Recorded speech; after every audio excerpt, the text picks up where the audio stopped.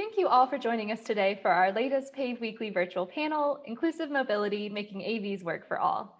You can find the full recording of this panel and all the others on our website at www.pavecampaign.org or follow us on social media at PAVE Campaign to keep up with all of our work. My name is Tabitha Coulter, and I'm PAVE's Director of Operations and the moderator for today's panel. Today is the first panel in our February series where we're focusing on equity and AVs. There is no shortage of ways in which driving automation touches on equity topics, and we're excited to introduce some of those important topics throughout the month. Today's conversation is going to be focused on accessibility and the importance of designing with inclusivity in mind, and we are so excited to bring this conversation to you today and the panelists we have lined up. So the first panelist I'd like to introduce you to, who will be helping to bring this discussion to life, is Kent Kaiser, Public Policy Fellow at PAVE Member United Spinal Association. Kent, thank you for joining us today. Thanks for having me, Tabitha. Yeah. And our second panelist is Tara Lanigan, Head of Public Policy and Advocacy at PAVE Member May Mobility. Tara, great to have you here. Thanks, Tabitha. Great to be here. Yeah. And last but certainly not least, our third panelist is Kathy Klinich, the Associate Director of the University of Michigan Transportation Research Institute. Kathy, wonderful to have you here today. Thanks. We're excited to be able to share our research with everyone today. All right, so let's go ahead and dive in. I want to start the conversation today with a kind of a broader view of the importance of mobility and transportation. There are countless challenges that wheelchair users face when it comes to transportation and mobility, and the development of AVs provides an opportunity for us to make some of those changes to our transportation system to have it work better for everyone. Kent, could you talk about some of those big picture changes that United Spinal advocates for and how they could help make transportation more accessible? Sure. Well, as you know, United Spinal and its members are impaired neurologically, either through disease or disorders like mine, a spinal cord injury, which I sustained about 15 years ago. So pre-pandemic, the numbers really speak loudly about this issue. The Transportation Bureau of Statistics, I've got that name wrong, found that 25.5 million people curtail their mobility, getting out of their homes or where they live on a daily basis. 71% reduce their day-to-day trips because of their disability. So imagine what an accessible, available, affordable, adoptable mode of transportation would mean for them. It would be, like as our former president, James Wiseman said, a game changer. It would change people's lives. So it's a definite priority for United Spinal, and we want to continue to work with companies like May Mobility and UMTRI, our two panelists today, in the, and I'm sure we'll get to this, the Department of Transportation's Inclusive Design Challenge, but I'd be remiss if I didn't mention and thank you guys for recognizing this important process. We're happy that not only the Department of Transportation has picked up on the importance of accessibility, but that so many private sector partners like May Mobility understands the importance of it. So I can list, excuse me, Volkswagen, Zoox, Amazon.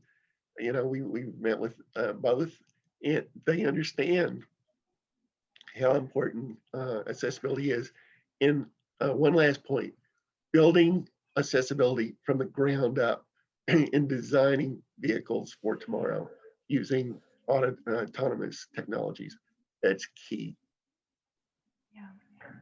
Thank you, Ken. And you touched a little bit on the next point, but the U.S. Department of Transportation last fall did host the contest we mentioned, the Inclusive Design Challenge, that offered prizes for teams to develop innovative systems and features for autonomous vehicles that can solve access barriers for people, with physical, sensory, or cognitive disabilities. And May Mobility and UMTRI teamed together, and we're one of the 10 teams who were finalists. So we're excited to have them talk to you about their proposal. So Tara, I was wondering if you could start by kind of giving us an overview of that proposal. Yeah, absolutely. And I want to start by saying kind of bigger picture. We're really excited about the opportunity to take a local approach here in our Ann Arbor community to chip away at this much larger scale challenge of improving AV accessibility for folks with disabilities. So more specifically, our team's project will implement UMTRI's work on automated vehicle anchorages in one of May Mobility's vehicles. And I think Kathy will go into more detail about the technical portion of this later. And we'll also be incorporating testing, feedback, training, and advocacy activities with United Spinal, Phoenix Mobility Rising, Ann Arbor Center for Independent Living, and Braun Ability. So wide array of organizations on the semi-finalist team, which is awesome. We can encompass a lot of different work with this. And again, it's great to be chipping away at something that might just be one project, but hopefully all of these different projects among the other 10 semi-finalists will help contribute to the bigger picture. That's great. And then Kathy, from the research side, could you talk a little bit more about what Tara was saying with that anchorage technology and testing for the proposal? I actually have some pictures. Perfect. I can share them. So right now we've been working on for a little over a year a project that was funded by the National Highway Traffic Safety Administration. And the thing that we're trying to do with this is make a system that would allow a person in a wheelchair to safely and independently use an automated vehicle. And the concept that we're exploring is called the Universal Docking Interface Geometry. So there's a little video here kind of showing the concept that you have attachments on a wheelchair that meet a certain geometry and anchorages in a vehicle that would meet a geometry. And if you have enough wheelchairs and enough vehicles, you can use this in any combination. So you could put the anchorages on buses, in private vehicles, in automated vehicles, on airplanes. But the concept has been around for maybe at least 15 years. The problem is it's sort of a chicken and the egg thing, is that you need to have vehicles with the anchors before it's useful to have the wheelchairs with the attachments, and vice versa, that you need the wheelchairs with the attachments. So this is the concept. We have 2 wheelchairs that we're using to get started. We need to get it working with a couple before we can get it working with more. So these, you can see the critical geometry is these vertical posts, and we got our initial feedback, or these are kind of big and ugly. Right now we're trying to make sure they're safe and will hold on to you in a crash. And in our collaboration with May, we're going to try and make them smaller and prettier, but still strong enough to work. The vehicle hardware looks something like this. So we're currently testing with volunteers, and are you in Southeast Michigan and regular wheelchair users? We could use a few more people. But the concept is you'd back up and your attachments would reach up to the fixture, and you'd push a button, and then they would deploy to secure your wheelchair without assistance from an operator or driver. The other thing that we're working on is an automated seatbelt donning system. We're excited that May has had a policy from the beginning that all of their wheelchair stations are going to have a seatbelt. And this is a system that it's pretty much a bar that has the seatbelt attached to it, and it holds it out of the way when you're positioning yourself in front of the docking station. And then you push a button and it rotates down to the floor to bring the seatbelt in position. So you are going to be able to be secured on your trip. Thank you so much, Kathy. I was curious, we did get a question from the audience where they were, it was an engineer from a company who was asking about the differences between designing for foldable manual versus electric wheelchairs. Is there anything with that work you guys have been doing on those different types of wheelchairs? So when this first concept was introduced, they built the attachments for all manual power and actually also scooters. So there are options for it, and it's really, if you get those 2 vertical bars in the right spot, you have to connect it to something that will be strong enough to hold in a crash. But it can be adapted to any type of, well, I guess we hope that it should be able to be adapted. We've been working, we're working kind of 2 at a time to design them. But the standard is that in a voluntary wheelchair standard. So it is available for people who want the specifications to design something for the wheelchair. Yeah. And Thank you. Yeah, Tabitha, can I follow up on a point? And Tara alluded to this as well, but Kathy's point about any wheelchair, right? Extend that argument further, that this research, not only the accessibility for software, that a lot of the design, inclusive design challenge semi-finalists were interested in, but hardware design, like we're doing with UMTRI in May, can be used for other purposes. For instance, I've only been out of the house twice. Unfortunately, 2 times in the last year to go to the hospital. But if I had a autonomous vehicle that could deliver goods and services, right, I would be far better off today than I've been over the last several months.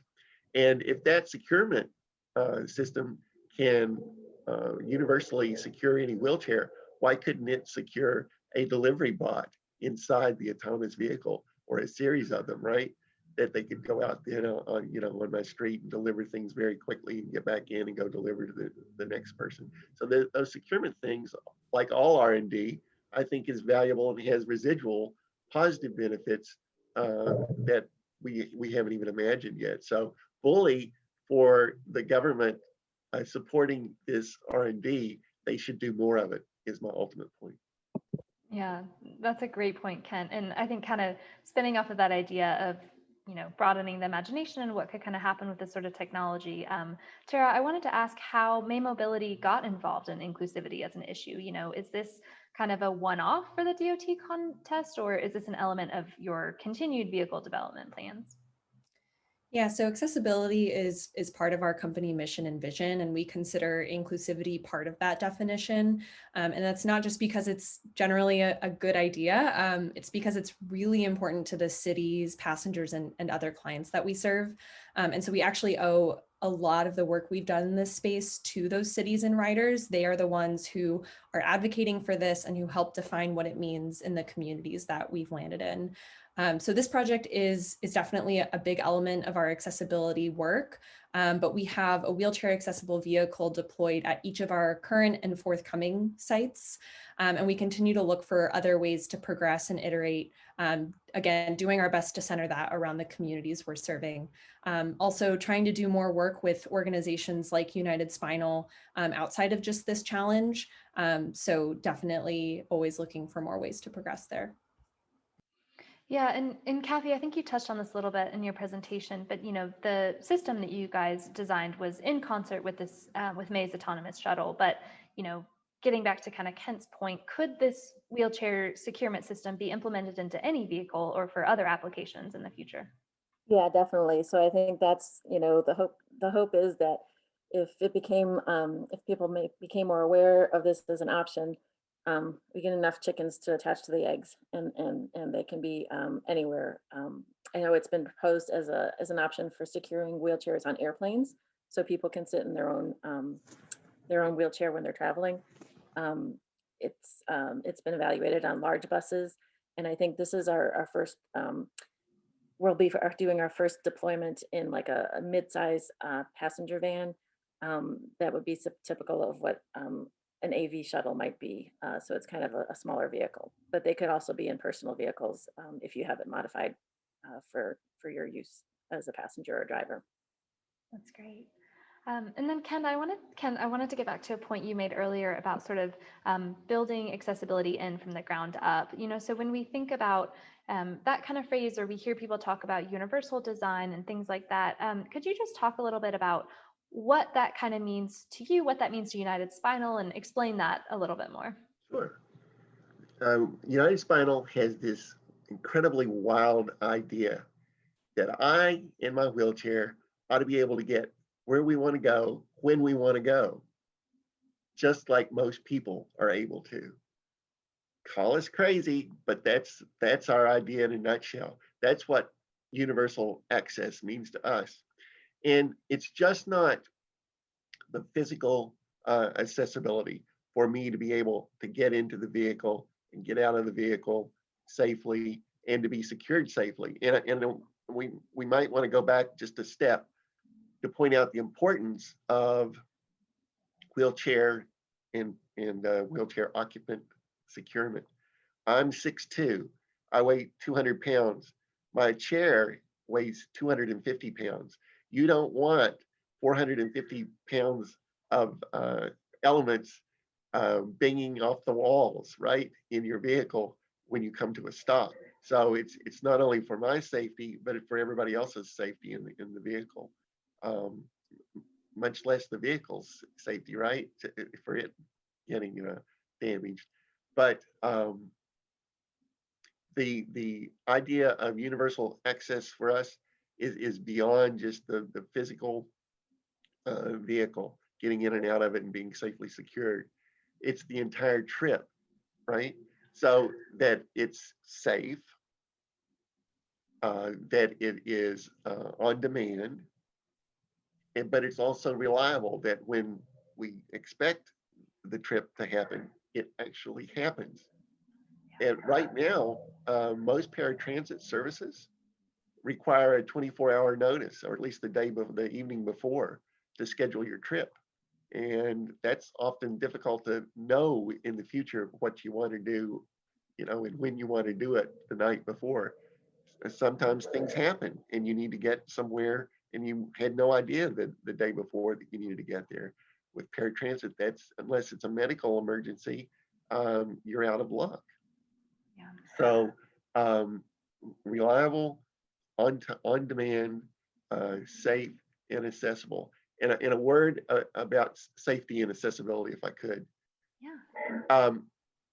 Inherent in safety is accessibility. The more accessible a vehicle is, the safer it is, not just for people with disabilities, for everyone.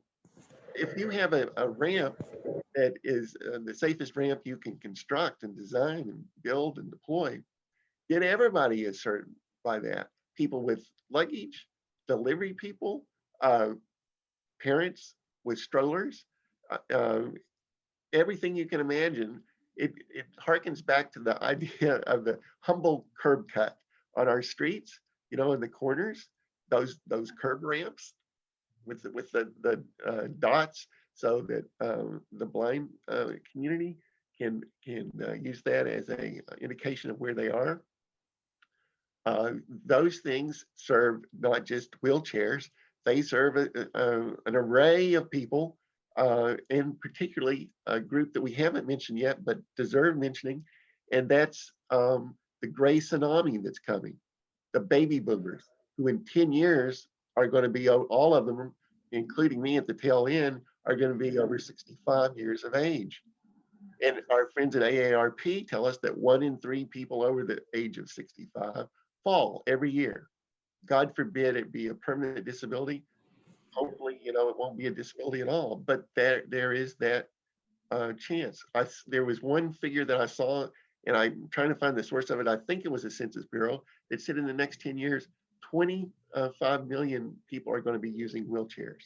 I think the largest number currently I've seen is 5.5 currently. So that's quite an increase. Yeah, absolutely.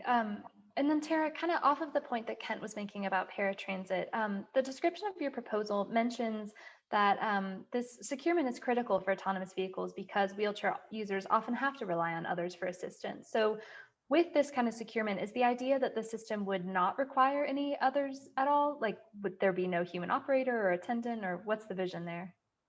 Yeah, I think Ken and Kathy touched on some of this already. So to sort of build on what they were saying, I think as AV technology progresses and there is a scenario where an attendant isn't present, it's important that anyone and everyone is able to ride and access autonomous vehicles no matter what. But I think we see that really as a secondary benefit here. So this is primarily a step in the right direction for offering riders that use wheelchairs a feeling of independence in their daily travels. So kind of what Kent was speaking to, it's more than just this system, it's what it allows. I'll also note that this also boosts non-autonomous transit options. Just like Kathy and Kent mentioned before, it does allow for riders to independently board and secure themselves without the driver getting out of their seat to help secure them. So in a traditional bus service right now, even if there are autonomous buses in the future and there are attendants, it still allows the wheelchair user to independently get themselves in and out of the vehicle. I'll also note that there are many other accessibility features that are currently performed by drivers and assistants that require further research for audio, visual, cognitive, and a wide range of dexterity and mobility barriers that riders might face. So our city partners and our team are continuing to learn more and more with every deployment that will continue to inform and improve our design and functional approach to developing our vehicles. So that's where our work with groups like United Spinal and UMTRI continues to be an invaluable source of feedback and collaboration. Yeah, that's great. And you just lined me up perfectly for my next question, which was Kathy. I wanted to talk to you a little bit more about beyond just this proposal and this, critical issue of wheelchair loading and securement that you all working on. UMTRI also looks at many other accessibility issues. And I was wondering if you wanted to talk about some of your other research and the other types of mobility challenges that you guys are working to address. Sure. So I think we have been doing wheelchair transportation safety for many years, since at least 2000. And my colleagues in particular have been instrumental in developing standards for making sure that wheelchairs, if you're using one in a vehicle as seating, it won't fall apart in a crash. So, and has good tie downs for the typical method of securing. Some other work we've been doing is you may know that when you evaluate the crashworthiness and occupant protection systems in vehicles, we really just use like two sizes of dummies, a mid-size male and a small female, and sometimes a large male. And we've been doing a lot of work of trying to identify what the range of human shapes are, and we've have some cool tools that you can simulate. How does a seatbelt design for a mid-size male fit on somebody who's 6'3" and 200 pounds, or somebody who's obese? We can also look at, we know that there's posture differences between young and old people, and we can see how that affects seatbelt fit. So we try and look at um, how do occupant protection systems work on a wide range of people. Some of the other work is we have experts in how can we make sure that older drivers can stay mobile as they age, either with improvements in educational programs so they can accommodate slower reflexes or other lower vision of aging, or how do you navigate other alternative navigation systems. So we have expertise there. And I think one of the other things that our UMTRI is kind of working with in accessibility is a slightly different aspect of just looking at how do we ensure that people who are currently underserved by the range of transportation options, how can we make sure that transportation advances are equitable, to try and make sure that the people who could benefit the most from new technologies aren't left behind. So again, working with people to make sure that AVs are considering a wide range of users from the beginning. Yeah, and thinking about that equity piece, Ken, I wanted to talk to you about something else. With another issue that frequently comes up is the expense for wheelchair users. Most accessibility systems currently are aftermarket, which means a wheelchair user needs to purchase a new car and then also pay for the retrofitting, which can frequently double the price. This system, that May and UMTRI are working on would integrate that accessibility right into the vehicle design. And you touched on this a little bit, but can you talk about why that's so important and how that would make a difference? Well, the cost, of course, is the number one factor, but a godsend to our community, and especially the wheelchair community, where it was the industry that cropped up to make those after manufacturing modifications to a vehicle. And it would be very difficult, if not impossible, to do that to an automated vehicle with all the sensor technology so skillfully aimed at exactly the right place. Because essentially what the aftermarket industry does is saws the bottom of the back of vans out in many cases, right, to lower the floor so that the wheelchair can have a ramp. You go enter the back of the car. And one of our partners, Mobility, is one of those great companies that has made travel for me possible. Now, what happens to that industry? Well, this is a long transition, right? We're talking decades probably, but they have a very valuable role to play. And companies like Ability is doing that. They're using their expertise in after manufacturing modifications to help companies like May Mobility and shed light and research with UMTRI on their experience, vast experience and expertise on what we need to do from a design engineering standpoint to be mobile. And there's another word there's another concept, I'm losing it now. But anyway, their expertise and experience is unparalleled. They have as much as wheelchair riders can contribute, they are the engineering element, the development design element that's so necessary, that provides a unique understanding, and companies again like Ability are doing that. So it's a very important role. Thanks for the question. Yeah, of course. We also received another question from the audience saying that, although the Inclusive Design Challenge was funded by USDOT, a lot of times it's been implemented at the state or city level. Tara, you touched on this a little bit about how important your relationship with Ann Arbor and that community was, but could you kind of talk a little bit more about at that local perspective of being involved with this proposal? Yeah, absolutely. I think this is a good model, just showing how, we can just look right in our community to pull together a really good, semi-finalist team to tackle this kind of issue.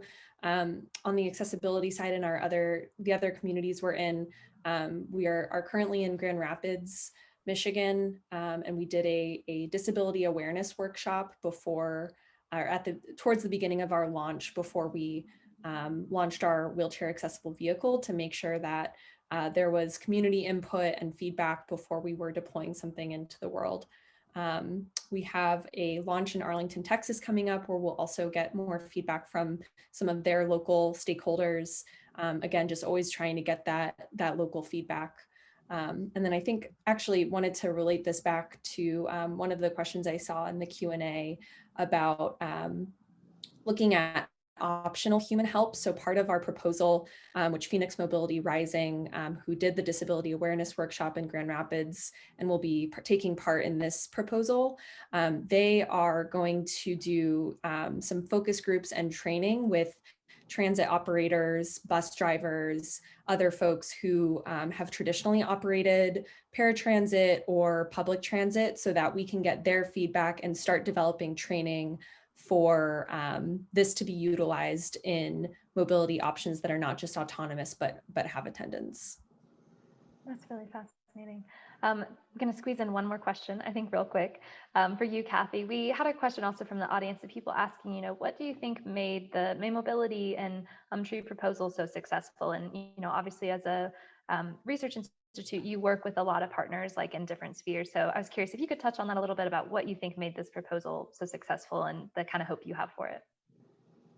So I think we were really fortunate. We have a relevant research project that we're trying to finish up now, that we're doing prototype testing, and we've only been testing in the lab. And then I think the opportunity to take from the lab and actually put it in a vehicle that moves instead of just one that sits in our high bay, and has potential to go out in the community, have people rate how comfortable do they feel safe when they're driving around in this. That's the natural next step, to bring it from the lab into something that could be more usable. That's great. Well, that gets us, yeah, Ken, yeah, go ahead. Just to follow up on Tara's point about local municipalities. I worked with a lot of mayors when I was on a staffer on Capitol Hill. They know what they're doing. And that's why I, at least, am very optimistic about Secretary Pete.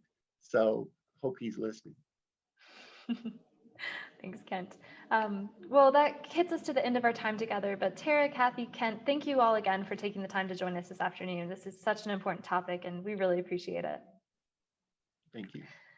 And then to our audience, if you're looking for more resources and information about the Inclusive Design Challenge itself, or just the broader topic of accessibility in AVs, please check out our PAVE website's resource library, email us, or we also included a couple of resources on our email confirmation we sent around today. We'd also encourage you to go look at the work that DOT has put up.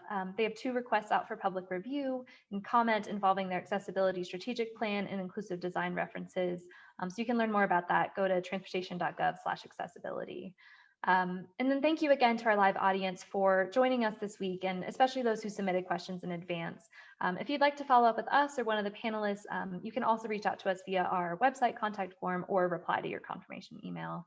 And then next week, we're going to be continuing our equity conversations by going beyond the urban conversation and looking at the impact that AVs can have on rural contexts. You can register for that panel and our other February topics at pavecampaign.org/events. Thank you all so much, and we'll see you next week.